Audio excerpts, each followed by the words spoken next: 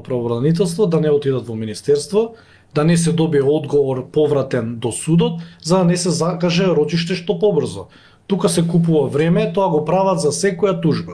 Затоа и тие процеси се влечат. Иако има законски рок за колку време треба да се постапи, тоа им е еден начин натрупување на администрацијата за да не може да бидат функционални судиите и судовите за да донесат благовремени и правилни одлуки и затоа тоа се обструира така. Значи, до сега јас првата тужба ја поднесов за дискриминацијата, уште неам рочиште, а ја поднесов на 31 октомври. Значи, тоа е доказ дека се тоа е една организирана обструкција, како што се прави за синдикатите во секоја институција, не само Министерство за одбрана, така се прави и по сите државни институции, само никако граѓаните и работниците да си ги остварат своите права. Тоа е таа шема што ја прават, но тужби дека ќе има, секој дневно има се нови. Не само за ова, за се тужи, затоа што ништо не се исплаќа. Тоа е лага дека се исплаќа. Ако се исплаќало, зошто луѓето да поднесуваат тужби? Еве, Државниот завод го објави извештајот само за 2024 1221 тужба. Од јуни 2024 имаме нова гарнитура во Министерство за одбрана. Зошто не се спречени тужбите? Првата изјава на министерот за одбрана, кога стана министер, беше дека го одблокиравме колективниот, се исплаќа. Ако се исплаќа, зошто до крајот на таа година се поднесени уште стотици тужби? Зошто од 2025 има уште повеќе тужби? Значи, тоа е одговор дека не се постапува ништо, само се замајува јавноста и се прави лажен пиар. Има многу незаконски работи во Министерството за одбрана. Еве, најнова работа, министерот за одбрана на професионалните војници што им завршува договорот на 45 години за тие што си заминуваат јануари и февруари, им се продолжи договорот на 3 месеци, што е спротивно на законот. Тој што се одредил за отпремнина, треба да му заврши на 45 и да му дадат отпремнина.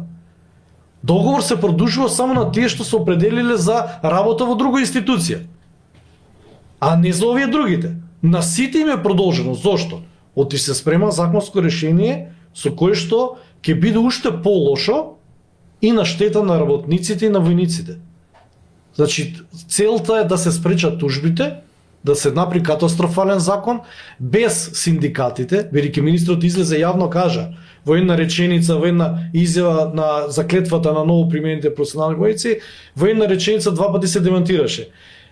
Имаме иницијатива каде што војниците ќе ги оставиме во пензија во армијата, за после 5 секунди да рече професионалните војници после 45 ќе направиме да се чувствуваат подобро. Значи, ако остануваат у пензија, нема да бидат до 45, ќе бидат до 50-52, зашто тогаш исполнуваат законски основ од 40 години со бенефициран стаж, како што е според законот за служба во армијата. А не, како што вика, после 45 да се чувствуваат подобро. Нема да се чувствуваат подобро. Целта е да се спречат 2000 професионални војници кои што се на служба да поднесат тужба против Министерство за одбрана за да си го остварат правото да останат во армијата до пензионирање. Тоа што Министерството за одбрана не го почитува од Комисијата за спречување и заштита од дискриминација, каде што е утврдена дискриминацијата и треба да направат еднаквост меѓу сите категории. Старешините работат до пензија, цивилните работат до пензија. Само војниците. Тоа е утврдено од дискриминацијата.